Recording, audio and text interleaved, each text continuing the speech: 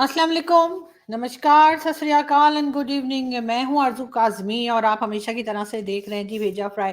बिल्कुल जी, भेजा फ्राई के नए एपिसोड के साथ हम हाजिर हैं और आज की न्यूज़ की तरफ चलेंगे, लेकिन उससे पहले आप सबसे रिक्वेस्ट है कि प्लीज़ जिसने भी हमारे चैनल को सब्सक्राइब नहीं किया है, प्लीज़ चैनल को सब्सक्राइब करना ना भूलिएगा।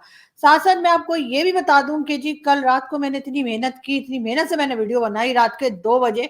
और खबर ये चल रही थी कि जमान पार्क जहाँ पे इमरान खान साहब का घर है, वहां पर पुलिस आने वाली है और खान साहब को अरेस्ट कर लिया जाएगा। और उससे बचने के लिए इमरान खान साहब ने जो है अपने सब जो सपोर्टर्स हैं उनको बुला लिया था, मगर हुआ क्या जी, हुआ तो कुछ भी नहीं। और कुछ भी नहीं इसलिए हुआ कि ना कोई अरेस्ट किया गया और ना ही किसी ने खान साहब से कुछ कहा। तो मेरा ख्याल है खान साहब को अब फिलहाल परेशान होने की जरूरत नहीं है और ना ही उनके सपोर्टर्स को इस तरह की फेक न्यूज फैलाने की जरूरत है। लेकिन सुनने में ये भी आ रहा है कि नेक्स्ट वीक मंडे से लेके वेनसडे तक किसी भी दिन इमरान खान साहब को अरेस्ट किया जा सकता है। उसके ऊपर जी आरिफ अलवी साहब जो कि हमारे प्रेसिडेंट भी हैं और इमरान खान साहब की पार्टी से भी उनका ताल्लुक है, उनका कहना है कि जी अगर इमरान खान को अरेस्ट किया गया तो जी उनकी गिरफ्तारी जो है वो आग लगा सकती है। अब कहाँ आग लगा सकती है ये तो उन्होंने नहीं बताया, मगर सिर्फ इतना ही कहा है कि जी अगर इमरान खान को अरेस्ट किया गया तो आग लग सकती है। अब कौन सी आग ये तो हमें नहीं पता, लेकिन यकीनन वो इमरान खान साहब के बारे में ही बात कर रहे हैं और यही बता रहे हैं कि जी खान साहब को अरेस्ट नहीं करना चाहिए। दूसरी तरफ इमरान खान साहब की पार्टी के अपने ही लोग यानी कि असद उमर साहब जो उनके मिनिस्टर भी रह चुके हैं, उनका कहना है इमरान खान की गिरफ्तारी से आसमान नहीं टूटेगा। अच्छा, ये भी बड़ी अच्छी बात हो गई कि इमरान खान की गिरफ्तारी से आसमान नहीं टूटेगा, ये तो हमें भी मालूम है। लेकिन असद उमर साहब, आप तो इमरान खान साहब के इतने क्लोज रहे हैं और आप तो इमरान खान साहब ने आपको कई बार मिनिस्टर भी बनाया। वो कई बार इसलिए कि गवर्नमेंट तो एक ही थी, लेकिन खान साहब हर कुछ दिन के बाद अपने मिनिस्टर्स बदलते रहते थे। कभी इधर से उठाया उधर बिठा दिया, उधर से उठाया उधर बिठा दिया, कभी इस चीज के मिनिस्टर और कभी उस चीज के मिनिस्टर। तो मतलब किसी के दिल में कोई हसरत रह नहीं गई कि काश मुझे वो मिनिस्ट्री भी मिल जाती, क्योंकि खान साहब जो हैं वो बिल्कुल इसी तरह से अपने मिनिस्टर्स को आगे पीछे करके चलाते रहे।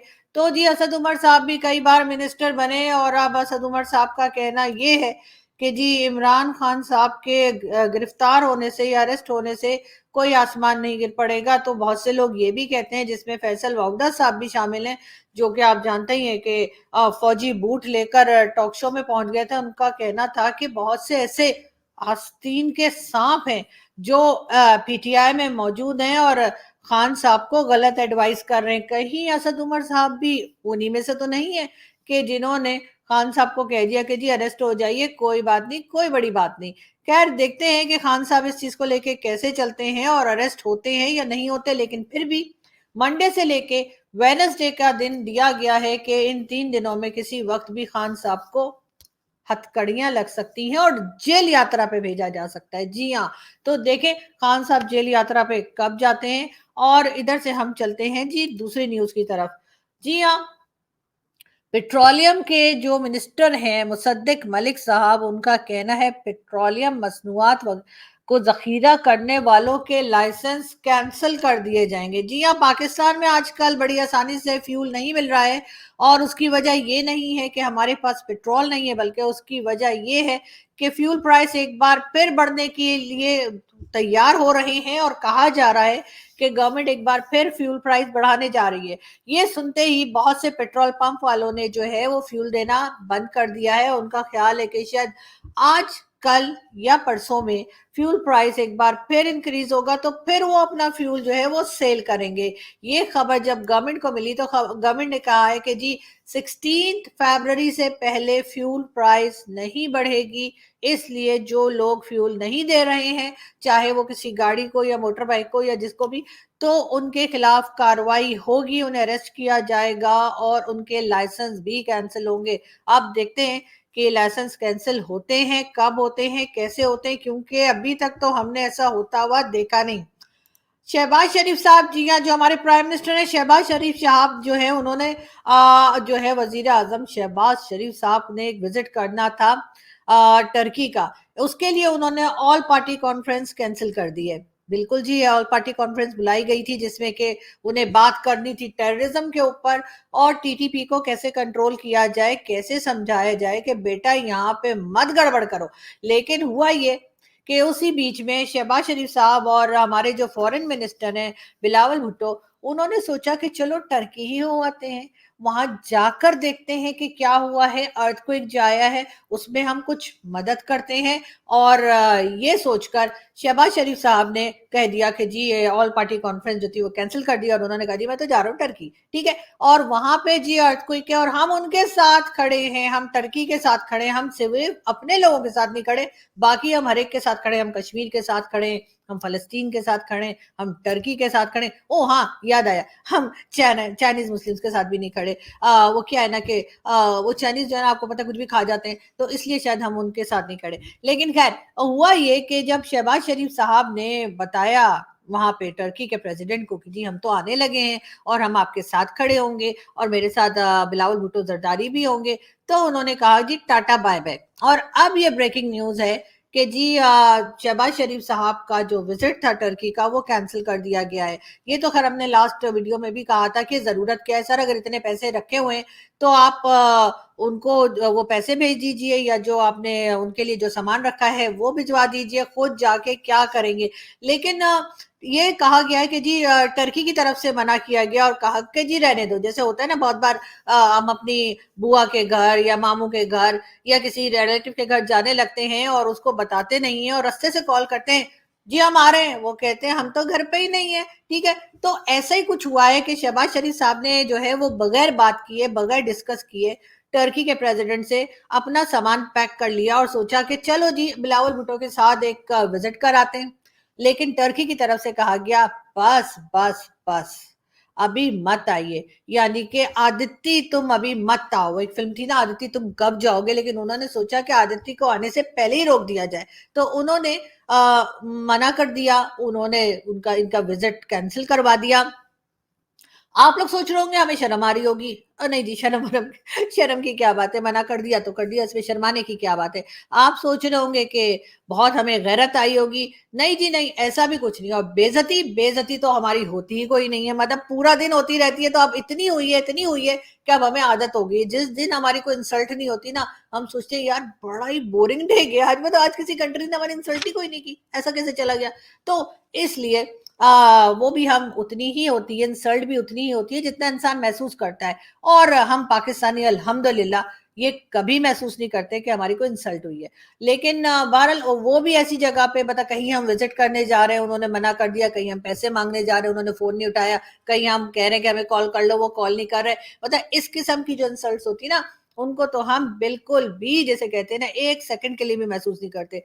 तो बिल्कुल ऐसा ही हुआ है। लेकिन आखिर उन्होंने मना क्यों किया, आने देते ना, क्या हो गया। ऐसा तो नहीं कि वो सोच रहे थे कि जी शहबाज शरीफ साहब आ तो जाएंगे लेकिन फिर वापस जाने के लिए कहेंगे, जैसे बहुत से पाकिस्तान में तो होता है, आई डोंट नो इंडिया में होता है कि नहीं, बहुत से लोग हमें मार्केट में मिलते हैं जो कि भीख मांग रहे होते हैं और वो हमसे ये कहते हैं कि जी मैं फलाने शहर से आया था, फलानी जगह से आया था, इधर से आया था, उधर से आया था, अब मुझे वापस जाने का किराया नहीं है, तो आप लोग मुझे मदद कर दीजिए और मुझे वापसी का किराया ले दीजिए।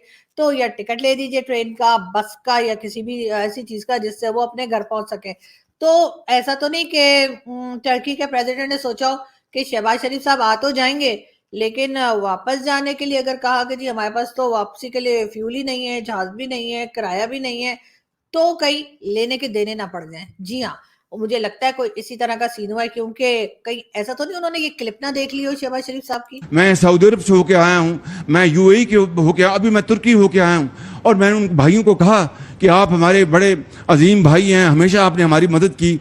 और मैंने यही कहा जब मैं आया हूँ तो आप समझेंगे शायद ये मांगने आया है, मैं मांगने नहीं आया, लेकिन मजबूरी है हमारा। जिस तरह माजी में 75 साल में आपने हमारा हाथ बटाया है, कुछ अर्सा आप हाथ बटा दें। तो मैंने कहा मैं वादा करता हूँ कि इंशाअल्लाह हम पूरी कौम हम मिलकर दिन रात मेहनत करेंगे, पसीना कराएंगे, अपने पाँव पे खड़े होंगे इंशाअल्लाह, जरूर खड़े होंगे इंशाअल्लाह। जी, तो मेरी आप सबसे रिक्वेस्ट है, जो हमें देख रहा है, कि प्लीज इस वीडियो को डिलीट कर दीजिए और ये वीडियो मजीद इधर उधर ना भेजिए, क्योंकि इसी की वजह से मुझे लगता है कि वो जो टर्की के प्रेसिडेंट हैं, उन्होंने जो है वो शहबाज शरीफ साहब को मना कर दिया कि भाई आप ना ही आए तो बेहतर है, इसलिए कि आप आएंगे तो और ऐसा ना हो कि हमें लेने के देने पड़ जाए, बल्कि जो फंड उन्हें आया है ऐसा ना हो उसमें से भी कुछ लेकर आ जाए। शायद हो सकता है एक रीजन ये भी हो। हम बात करेंगे जी शेख रशीद साहब की। शेख रशीद साहब को एक दिन के रिमांड पे मरी भेज दिया गया है जी। मरी एक जगह का नाम है, इधर पाकिस्तान में, ये इस्लामाबाद के पास है, कोई 1.5-2 घंटे की ड्राइव है। और ये जी हिल स्टेशन है, तो वहां के भी पुलिस स्टेशन में वहां पे भी एफआईआर इनकी थी, तो अब शेख रशीद साहब को वहां भेज दिया गया, लेकिन शेख साहब बहुत गुस्से में है। मैं घबराने वाले दिन पैदा नहीं हुआ। शेख साहब चुप रह। जिंदाबाद। मौत मेरी महबूबा है, हथकड़ी मेरा जेवर है, जेल मेरा ससुराल है। इस हुकूमत को नेस्तो नाबूद कर दूंगा। जली को आग कहते हैं नहीं, जली को राख कहते हैं, बुझी नहीं, जली को आग कहते हैं, बुझी को राख कहते हैं, और जिस राख से बारूद बने उसे विश्वनाथ कहते हैं। मुझे भी इस तरह की फिल्मी डायलॉग जो है ना, वो अक्सर टीवी पे पुरानी मूवीज आती रहती हैं, तो सुन सुन के मुझे लगता है शेख साहब ने भी वहीं कहीं से कोई डायलॉग याद कर लिया है कि जी हथकड़ी जो है मेरा जेवर है, जेल मेरा ससुराल है। तो फिर ससुराल जाते हुए इतना रो क्यों रहे आप? मतलब ससुराल तो हंसते बोलते जाइए और खुशी खुशी वहां पे रहिए। मगर शेख साहब को देखते हैं कि कितने दिन के बाद जेल से निकलते हैं। मगर मुझे तो ये लग रहा है कि इमरान खान साहब का जो बार बार ये जेल भरो तहरीक है, उसमें शेख साहब आने से पहले ही दोबारा अरेस्ट हो जाएंगे और फिर से उनको जेल में बंद कर दिया जाएगा। देखते हैं उनके साथ क्या होता है। लेकिन हाँ, एक चीज जरूर है, आजकल मोदी जी का बड़े चर्चे हैं जी। मोदी जी का कहा जा रहा है कि जो वर्ल्ड लीडर्स में जो है वो सबसे आगे हैं, और इस किस्म की न्यूज चल रही है। बार बार हमने भी आपको एक आध शो इस बारे में दिखाया था, और आप सब जानते हैं ये न्यूज चल रही है। लेकिन साथ साथ मोदी जी से कुछ लोग नाराज भी हैं, और वो नाराज क्यों है ये तो हमें नहीं मालूम। मगर ये साहब क्या कर रहे हैं देखिए, फिर बात करते हैं। अंजन भाई, अंजन भाई, अंजन भाई, अंजन भाई।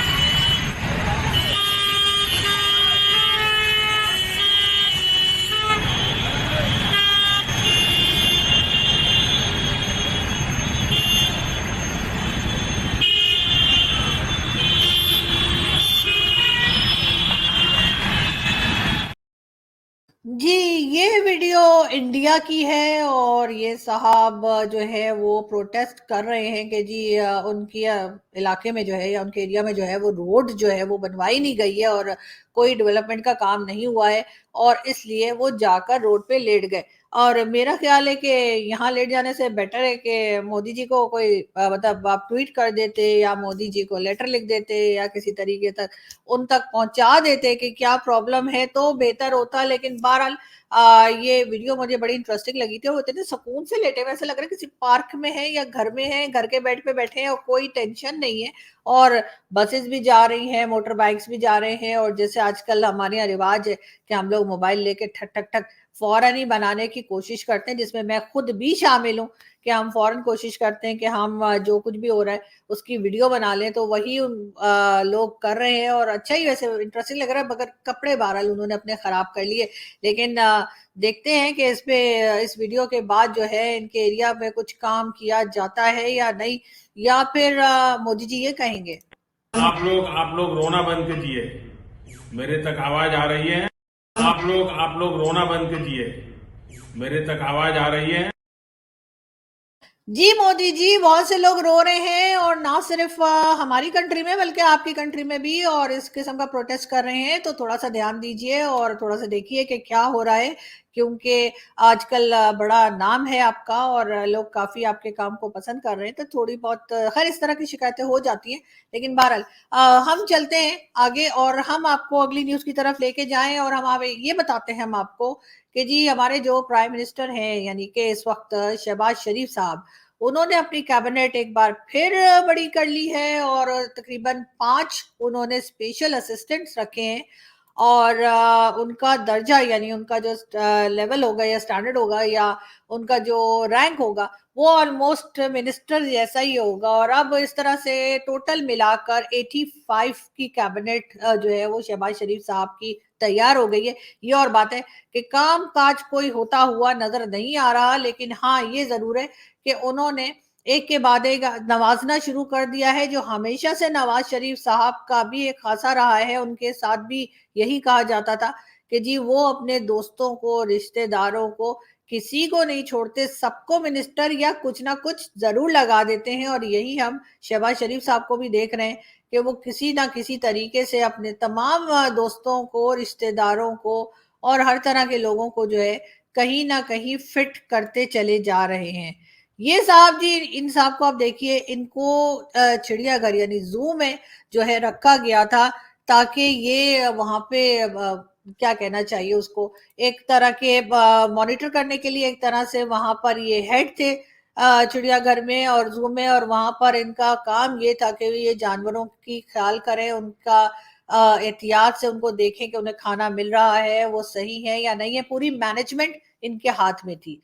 और इन्होंने किया क्या कि इन्होंने वहां पर 3 कीमती और किसी और कंट्री से आई हुई जो बकरियां थी उनको काटा और समझे आप, खा गए। जी हाँ, इन्होंने मटन टिक्का और मटन बोटी और मटन पुलाव जो है वो पकवा लिया।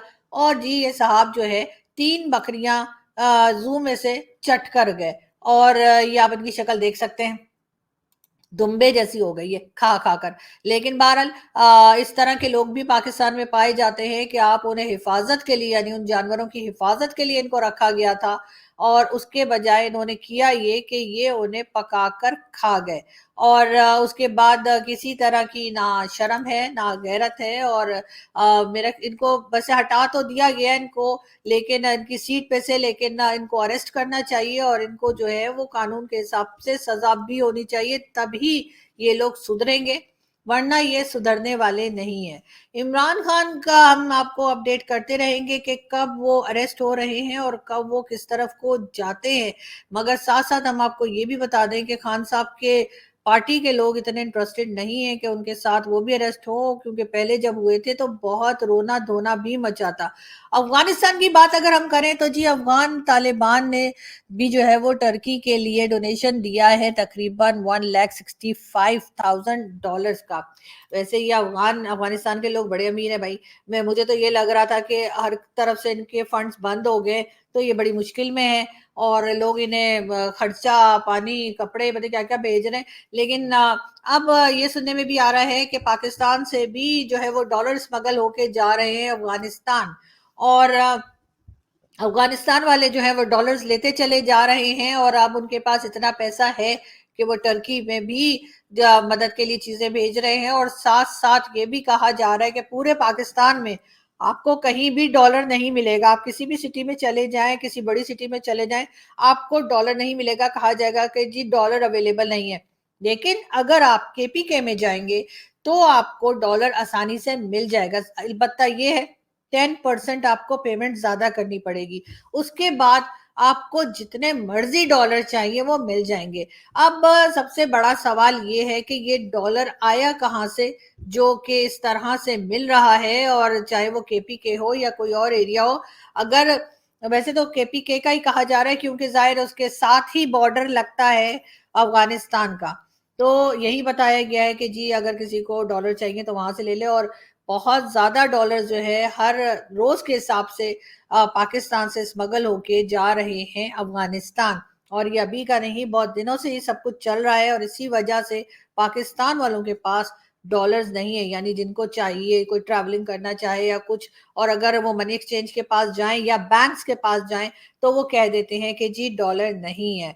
इसके साथ साथ गवर्नमेंट थोड़ी सी इस किस्म की कोशिशें भी करती हुई नजर आ रही है कि अक्सर वीकडेज में भी जो है वो एटीएम मशीन्स जो है बैंक्स की, वो या तो काम नहीं कर रही होती या उनके बटन नहीं चल रहे होते या फिर उन मशीन्स के अंदर कैश नहीं रखा होता। तो जब लोग जाते हैं तो वहां बैंक का जो गार्ड है वो कह देता है जी मशीन खाली है जी, आगे जाइए। आगे जाते हैं तो वो कहते हैं कि जी बटन नहीं चल रहे। मेरे अपने साथ ये हुआ कि मैं 2 दिन पहले गई और कम से कम भी 5 बैंक्स में मैं गई हूं, तो उसमें से 4 बैंक ऐसे थे जिनके गार्ड ने ये कहा, मंडे की बात बता रही हूँ कि, और आफ्टरनून की, ये भी नहीं कि मैं सुबह सुबह चली गई, उन्होंने कहा कि जी मशीन के अंदर पैसे नहीं है। फिर लास्ट में द 5th बैंक में मैं गई तो उसने कहा कि जी बटन नहीं चल रहे, पैसे तो हैं लेकिन उसके बटन नहीं चल रहे एटीएम मशीन के। तो ये हाल किया हुआ है पाकिस्तान में कि अगर कोई पैसा लेना भी चाहे तो उसको मिलता नहीं है। साथ साथ मैं आपको ये भी बताती चलूं कि जी शाह महमूद कुरैशी साहब ने कहा है मियां नवाज शरीफ के साथ ज्यादती हुई, गैर आईनी तरीके से किसी को हटाना गलत है।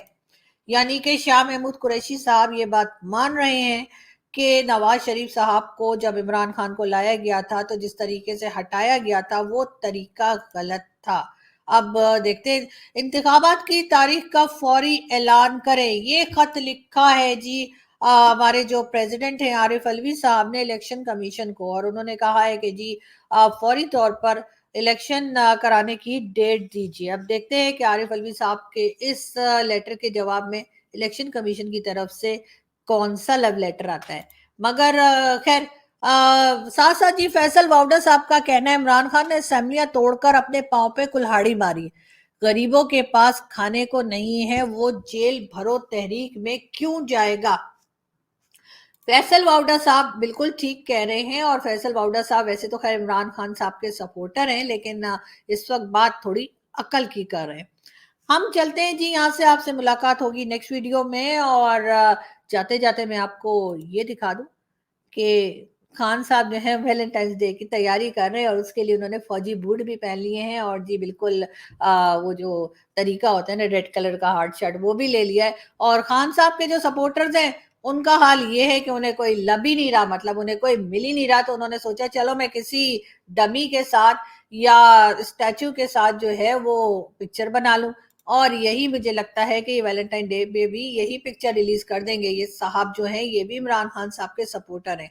खैर हम यहाँ से चलते हैं, आपसे मुलाकात होगी नेक्स्ट वीडियो में। अपना बहुत सारा ख्याल रखिएगा, हमारे चैनल को सब्सक्राइब करना ना भूलिएगा, और अगर आप बुरा ना मनाए तो वीडियो को भी शेयर कर दिएगा।